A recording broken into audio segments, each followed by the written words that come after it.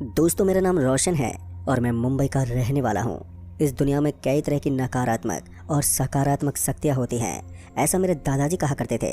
जब मैं छोटा था तब मैं अपने दादाजी से कई कहानियाँ सुना करता था, जिनमें भूतों की डरावनी कहानियाँ भी शामिल थे।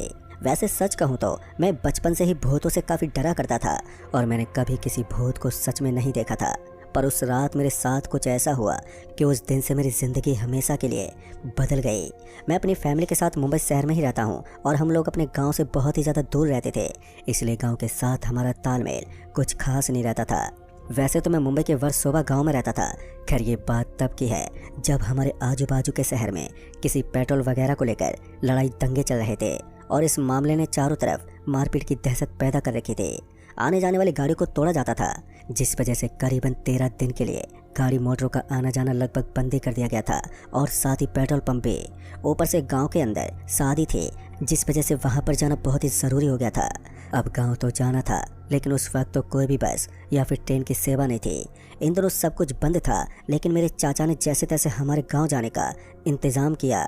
उनका पहचान का कोई डॉक्टर था, जिसकी जानकारी से हम लोग सतारा के लिए निकले।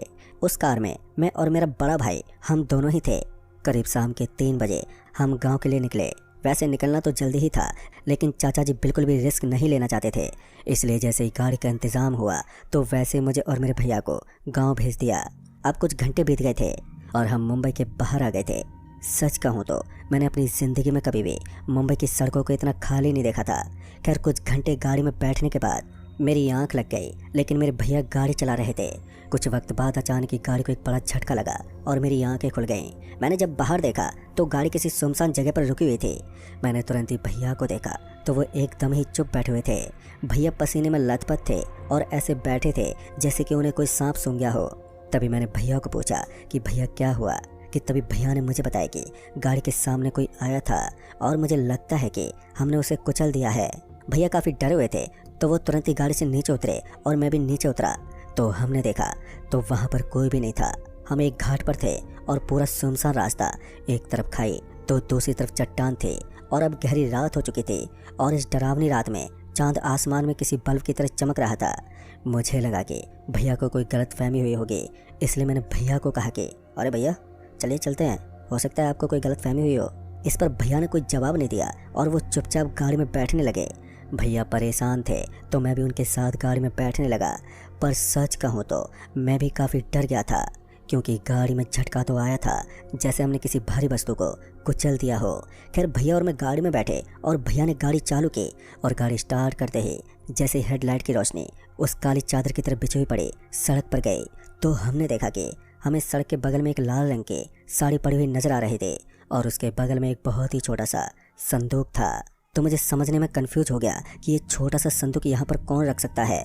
मगर जैसे मैं गाड़ी से नीचे उतरने वाला था कि तभी मेरे भैया ने मुझे रोकते हुए कहा, सुनो, नीचे मत उतरना। मैंने सुना है कि सड़क के ऊपर रात में चोर डाकू घूमते हैं और उनके डर से सड़क के ऊपर रात में अक्सर लोगों की चहलकदमी कम हो जाती है। भैया ने तो सुना था कि वहाँ पर चोर वगैरह का आतंक है, लेकिन मैंने सुना था कि उस सड़क के ऊपर भूत पिशाच डायन जैसी चीज़ रहती है। खैर, सभी की अलग अलग सोच होती है, तो शायद मेरी और भैया की भी अलग अलग थिंकिंग थी। तभी मैंने भैया की तरफ देखते हुए कहा, लेकिन भाई, मैंने तो सुना था कि यहाँ पर कोई भूत रहता है। मेरी बातों को सुनने के बाद भैया ने मेरी तरफ देखा और हंसते हुए कहा, अरे भाई, तू भी आज की जनरेशन में कहाँ चीज़ों के बारे में डिस्कस कर रहा है, ऐसा कुछ नहीं होता। इतना कहने के बाद उन्होंने गाड़ी का गियर डाल दिया और अब हमने ठान लिया था कि हमें सड़क के ऊपर चाहे कुछ भी नजर आए, हम उसके ऊपर ध्यान नहीं देंगे, क्योंकि हो सकता है कि ये कोई साजिश हो और यहाँ के चोर और डाकू हमें फंसाने की कोशिश कर रहे हों। इसलिए मेरे भैया फूंक फूंक कर कदम रखना चाहते थे। उन्होंने गाड़ी की स्पीड को हल्का ही बढ़ाया था, क्योंकि वो भी बहुत ही अच्छी तरह से गाड़ी को चलाना नहीं जानते थे। उनके पास भी गाड़ी चलाने का पूरा एक्सपीरियंस नहीं था, मगर अपना काम तो चला ही लेते थे। उसे सड़क के एक साइड में गहरी खाई नजर आ रही थी और दूसरी साइड में एक चट्टान थी। ऐसा लग रहा था कि अगर हमारी थोड़ी बहुत भी गलती हुई तो हम उस खाई में गिर सकते थे। हालांकि उस खाई की लंबाई ज़्यादा नहीं थी, लेकिन उसके बाद कुछ ऐसा हुआ जिसकी हमने उम्मीद तक नहीं की थी। दरअसल हम दोनों को ऐसा लग रहा था कि गाड़ी के निचले हिस्से से किसी चीज़ के खटखट की आवाज़ आ रही थी, जिसके चलते हमने गाड़ी की स्पीड को कम कर दिया और उसके बाद गाड़ी को एक जगह पर रोक दिया। मेरे भाई समझ गए थे कि या तो गाड़ी में कुछ गड़बड़ है या फिर गाड़ी के नीचे वाले हिस्से में कुछ फंसा हुआ है, जिस वजह से गाड़ी के दोनों टायर को घूमने में थोड़ी दिक्कत हो रही थी। अब उन्होंने गाड़ी को सड़क के ही बगल में लगा दिया था जिस तरफ वो चट्टान बने हुए थे। तो उसके बाद उन्होंने कहा, छोटू एक काम कर, तो नीचे उतर कर देख कि आखिर हो क्या रहा है। उन्होंने अपना फ़ोन मेरे हाथ में पकड़ा दिया और जैसे उनका मोबाइल मेरे हाथ में आया तो मैं उनका फ़ोन लेकर गाड़ी के नीचे की साइड देखने लगा। पहले तो मुझे कुछ भी नज़र नहीं आ रहा था, लेकिन उसके बाद मेरी नज़र दो चमकती हुई आंखों पर पड़ी और जैसे मैंने उन दोनों आंखों को चमकते हुए देखा तो मेरा पूरा बदन कांप गया। मुझे लग रहा था कि कोई गाड़ी के नीचे फंसा हुआ है और अब तक उसकी मौत हो चुकी है और अब उसकी आंखें चमक रही हैं, इसलिए अब मेरा पूरा शरीर पसीने से लथपथ होने लगा था। लेकिन ठीक से देखने पर पता चला कि वो तो कोई जानवर था जो वहाँ से भाग गया। लेकिन दूसरे ही पल मैंने उससे भी बेहद ही भयानक नज़ारा देखा। वो नज़ारा इतना डरावना था कि मेरा पूरा का पूरा शरीर सुन्न हो गया। दरअसल मैंने देखा कि एक टांग और एक हाथ नीचे वाले हिस्से में लटके हुए थे और खून की बूंदें नीचे गिर रही थी। बस इतना देखते मेरी ज़ोरों से चीख निकल गई और मेरी चीख मेरे भाई के कानों तक पहुंच गई। जैसे उसने देखा कि मैं पूरी तरह से डरा हुआ हूँ तो वो जल्दी से मेरे पास आया और सबसे पहले उसने मुझे उठाया, लेकिन तब तक मेरा पूरा शरीर अकड़ चुका था। मैं उसे नीचे की तरफ देखने का इशारा कर रहा था और जैसे उसने भी नीचे की ओर देखा तो वो भी बुरी तरह से कांपने लगा। उसकी भी हालत मेरी तरफ बन गई थी। फिर उसने हल्की सी आवाज़ में कहा, चल जल्दी गाड़ी में बैठ। और इतना सुनते ही मैंने आओ देखा ना ताव और जल्दी से भागता हुआ उसके पीछे पीछे गाड़ी में चढ़ गया।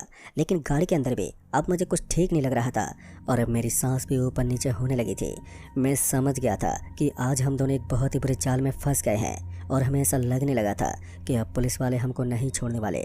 लेकिन तभी मेरे भैया ने जो बताया उसे सुनकर तो मेरी हालत और भी ज़्यादा ख़राब हो गई थी। दरअसल उसने बताया कि जिन हाथ पैरों को मैंने गाड़ी के नीचे लटका हुआ देखा था वास्तव में नीचे की तरफ हाथ पैर नहीं थे, बल्कि वो कोई भूत था जो अपने घुटनों के बल पर गाड़ी के नीचे था और उसी के नज़ारों से हम इतनी बुरी तरह से डरे हुए थे। और उसने बताया कि और अब अगर हम गाड़ी को यहाँ से जल्दी नहीं निकाल पाए तो हम दोनों अपनी जान गंवा सकते हैं। और मैं इस समय मरना नहीं चाहता था, इसलिए मैंने अपने भाई की तरफ देखा। लेकिन मैं जानता था कि ऐसी हालत में वो भी कुछ नहीं कर सकता। लेकिन हमारे पास एक मौका था कि हम अपनी गाड़ी को लेकर यहाँ से जितना जल्दी हो सके निकल जाएं। तभी हमने ऐसा ही करने की कोशिश की। लेकिन ऐसे मामलों में कहाँ गाड़ी स्टार्ट होती है, पर हम बार बार गाड़ी का एक्सीलेटर दबाते रहे, लेकिन गाड़ी अब स्टार्ट होने का नाम ही नहीं ले रही थी। मैंने भैया की तरफ इशारा किया और उन्हें नीचे उतरने को बोला, लेकिन मेरे भैया कार से नीचे उतरने के लिए तैयार ही नहीं थे। मगर मैं जानता था कि गाड़ी में रुकना भी हमारे लिए सेफ नहीं था, इसलिए मैं उनके साथ यहाँ से थोड़ा आगे तक भाग जाना चाहता था। मगर जब वो नहीं माने तो मेरे पास दूसरा कोई ऑप्शन भी नहीं था। इतने में हमें सामने की ओर से एक रोशनी दिखी। जब वो रोशनी हमारे करीब आई तो हमने देखा कि वो एक कबाड़ की गाड़ी थी और उस गाड़ी के अंदर महज एक आदमी था जो उसे ड्राइव कर रहा था। तभी उस आदमी ने अपनी गाड़ी को हमारी गाड़ी के करीब से निकालने के लिए बेहद ही कम स्पीड कर दी और यही सही मौका था। इसीलिए मैंने जल्दी से गाड़ी से नीचे उतरने की कोशिश की और फिर उस कबाड़ी वाली गाड़ी के सामने जाकर खड़ा हो गया। उस आदमी ने जैसे मुझे देखा तो उसे इस बात का एहसास हो चुका था कि मैं मुसीबत में हूँ। फिर इसी बीच मेरे भैया भी कार से नीचे उतर आए और तब तक मैं उस ड्राइवर के पास पहुंच गया और उसे सारी बात बताने लगा। मेरी बातों को सुनकर उस ड्राइवर ने कहा, देखो तुम्हें चिंता करने की कोई ज़रूरत नहीं है, मैं तुम दोनों को यहाँ से सही सलामत निकाल दूंगा। लेकिन तुम्हारी वजह से मेरे ऊपर भी मुसीबत आने वाली है, पर उसके तुम्हें पैसे देने पड़ेंगे। उसकी बातें सुनकर मैंने अपनी गर्दन हिलाई और उसके बाद में और मेरे भैया आगे वाली सीट पर बैठ गए और उसने भी अब अपनी गाड़ी को आगे बढ़ाना शुरू कर दिया था। पर मुझे समझ में नहीं आ रहा था कि हम दोनों की वजह से उस आदमी पर कौन सी मुसीबत आने वाली थी। जब मैंने उस आदमी से इस बारे में पूछा तो उसने कहा कि ज़रा अपने साइड मिरर में देखना। उसकी बात सुनकर जैसे मेरी नज़र उसकी गाड़ी के साइड मिरर में पड़ी तो मैंने देखा कि गाड़ी के पीछे की साइड करीब 3 महिलाएं गाड़ी के पीछे भाग रही थी और उनके साथ एक 6 फुट का लंबा आदमी भी था, जिसको देखकर ऐसा लग रहा था कि ये काफ़ी आदमखोर है और ये कभी भी आदमी को मार सकता है। तभी उसने अपनी गाड़ी की स्पीड को बहुत ही ज़्यादा बढ़ा दिया था, लेकिन फिर भी उन लोगों की स्पीड कम नहीं हो रही थी और वो गाड़ी को पकड़ने की पूरी कोशिश कर रहे थे। फिर मैंने उस ड्राइवर की तरफ देखते हुए कहा, लेकिन भाई साहब आपको कैसे पता कि ये लोग कहाँ जाने वाले हैं और इनसे कैसे बचा जाए? आप इस तरह खतरों को कैसे खेल सकते हैं? मेरी बातें सुनते उस आदमी ने मेरी आंखों में देखते हुए कहा, करीब 13 साल पहले मैं यहीं पर ड्राइविंग किया करता था और उस दिन मेरे साथ एक बहुत ही भयानक हादसा हुआ। उसके बाद से इन लोगों के प्रति मेरा डर निकल गया और अब ये लोग मेरा कुछ नहीं बिगाड़ सकते। उसकी बात सुनकर मुझे समझ में नहीं आ रहा था कि वो कहना क्या चाहता है, मगर फिर भी मैंने उसकी बातों को गहराई से समझने की कोशिश करते हुए कहा, लेकिन 13 साल पहले ऐसा क्या हुआ था? मेरी बात सुनकर उसने मुस्कुराते हुए मेरी तरफ देखा और कहा, देखो सारी चीज़ों का उल्लेख एक बार में नहीं किया जाता। इतना कहते वो ड्राइव करने लगा और उसके बाद मेरे और मेरे भैया हम दोनों का ही सर भारी होने लगा। हम दोनों को ऐसा लग रहा था जैसे कि हम दोनों को नींद आने वाली है। फिर कुछ देर के बाद हम दोनों की आंखें बंद हो गई और उसके बाद जब हम दोनों की आंखें खुली तो हमने देखा कि हम एक फैक्ट्री के किनारे एक सुनसान सड़क के ऊपर लेटे हुए थे। दरअसल हमने देखा कि इस समय घर में 4:30 बज रहे थे। फिर हम जल्दी से भागते हुए उस फैक्ट्री के अंदर चले गए और हमने देखा कि वहाँ पर कुछ लोग काम भी कर रहे थे।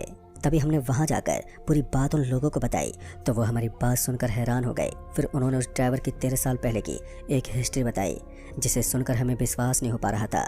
दरअसल उन लोगों ने बताया कि उस आदमी की मौत 13 साल पहले हो चुकी है और मरने के बाद भी वो आदमी इंसानियत के नाते लोगों की मदद करता है। दोस्तों, उस दिन हमारी जान तो बच गई, लेकिन आज भी हमें उस चीज़ पर विश्वास नहीं होता कि 13 साल पहले मरे उस आदमी ने हमारी मदद की थी और उस बात को सुनकर हम विश्वास ही नहीं कर पाते। तो दोस्तों, इस कहानी में बस इतना ही। कहानी आपको पसंद आई हो तो वीडियो को लाइक शेयर कमेंट ज़रूर कर दें। तो मैं जल्दी मिलूंगा ऐसी एक और नई कहानी के साथ। तब तक के लिए बाय एंड टेक केयर।